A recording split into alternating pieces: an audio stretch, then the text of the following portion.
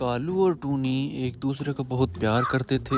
दोनों ने एक दूसरे के साथ जीने मरने की कस्में खाई। वो दोनों एक दूसरे के बिना नहीं रह सकते थे। कुछ समय बाद दोनों ने शादी कर ली। टूनी ने शादी के 1 साल बाद एक बेटी को जन्म दिया। कालू बोला, अरे वाह, मेरी बेटी कितनी अच्छी है, बिल्कुल मुझ पर गई है। टूनी, एक बेटा और हो जाए, बस हमारा परिवार पूरा हो जाए। अगर फिर से बेटी हो गई तो? अरे नहीं नहीं, ऐसे मत बोलो, अगला बेटा ही होगा। इसी तरह बेटे की चाह में टूनी को 4 बेटियां हो गईं। एक दिन कालू बोला, टूनी, मुझे नहीं पता था तुम मुझे एक साथ 4 बेटियां दोगी, वरना मैं तुमसे कभी शादी नहीं करता। ये क्या कह रहे हो आप? 4 बेटियां हो गई तो इसमें मेरी क्या गलती है? और किसकी गलती है? कान खोल कर सुन लो, अब मुझे तुम्हारे साथ नहीं रहना, मुझे दूसरी शादी करनी है। आप ऐसा कैसे कर सकते हो? आपने तो मुझसे प्यार किया था। हाँ किया था, लेकिन मुझे वंश चलाने के लिए बेटा चाहिए। मैं दूसरी शादी कर रहा हूँ। अब मैं उसी के साथ रहूँगा, मुझे तुम्हारी ज़रूरत नहीं है। ये जेवर मैं लेकर जा रहा हूँ, मेरी नई पत्नी को इनकी ज़रूरत पड़ेगी। टुनटुनी रोती रही, बिलखती रही, बेटियों का वास्ता दिया, लेकिन कालू को कोई फर्क नहीं पड़ा और वो टूनी और बच्चों को रोता हुआ छोड़कर चला गया। मम्मी, जब उन्हें ही आपकी और हमारी परवाह नहीं तो क्यों रो रही हो? मैं नहीं रो रही मेरी बच्चियों, तुम तो मेरी हिम्मत हो। अगर तुम मेरे साथ हो तो मैं कभी नहीं टूट सकती। दिन गुजरे, हफ्ते गुजरे, महीने गुजर गए। टूनी को एक एक दिन बहुत भारी दिखाई देने लगा। कालू लौटकर नहीं आया। पता चला कि उसने किसी दूसरी चिड़िया से शादी कर ली है और उसी के साथ रहता है। मम्मी, भूख लगी है, टूनी परेशान होकर बोली। लेकिन मैं तुम्हें क्या खिलाऊं मेरी बच्ची? रसोई में सब सामान खत्म हो गया है। मम्मी, अगर पापा नहीं आए तो क्या हमें खाना नहीं मिलेगा?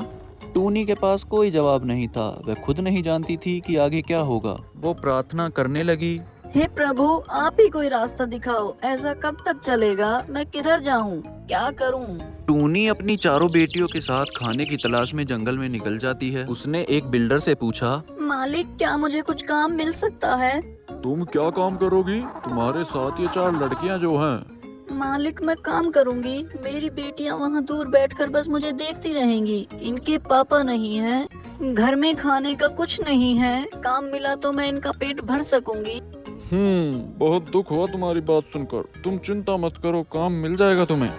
अब टूनी चिड़िया मलबा ढोती, जिसके शाम को उसको पैसे मिल जाते, जिससे वो अपनी 4 बेटियों का पेट पालती। टूनी, ये सारा मलबा जल्दी से उठाकर यहाँ से फेंक दो, आज मैडम आ रही हैं। मैडम?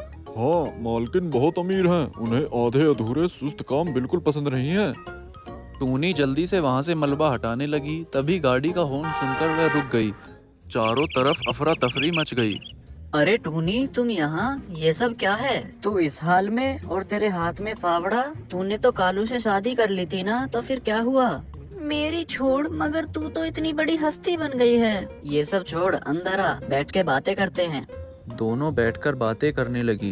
बस यही कहानी है मेरी लाडो। कालू ने मुझे धोखा दिया, इस वजह से मेरी ये हालत है। लेकिन तू तो बहुत अमीर बन गई। हाँ टूनी, पढ़ाई खत्म होते ही दीपू कबूतर से शादी हो गई और ये सब ठाट बाट उन्हीं के दिए हुए हैं।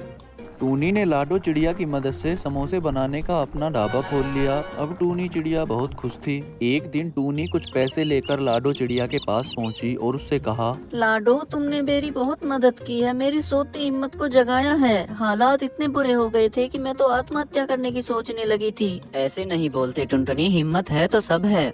हाँ, पर मैं तेरा एहसान कभी नहीं भूलूंगी। ये ले अपनी पहली किश्त, बाकी अब मैं हर महीने चुका दिया करूंगी। जब टुनटुनी घर पहुंची तो उसे वहां कालू बैठा मिला। उसने उससे गुस्से में पूछा, तुम यहाँ? तुम्हारी हिम्मत कैसे हुई इस घर में घुसने की? टूनी, मुझे माफ कर दो। जिससे मैंने शादी करी थी वो मेरे सारे जेवर लेकर भाग गई। मैं बेटे की चाह में अंधा हो गया था, लेकिन अब मेरी आंखें खुल गई हैं। तुम चले जाओ यहाँ से और कभी लौट कर मत आना, क्योंकि इन 4 बेटियों की माँ ने अपने पैरों पर खड़ा होना सीख लिया है। चले जाओ यहाँ से। कालू शर्मिंदा होकर वहां से चला गया। अब वो अपनी 4 बेटियों के साथ बहुत खुशी से रहती थी।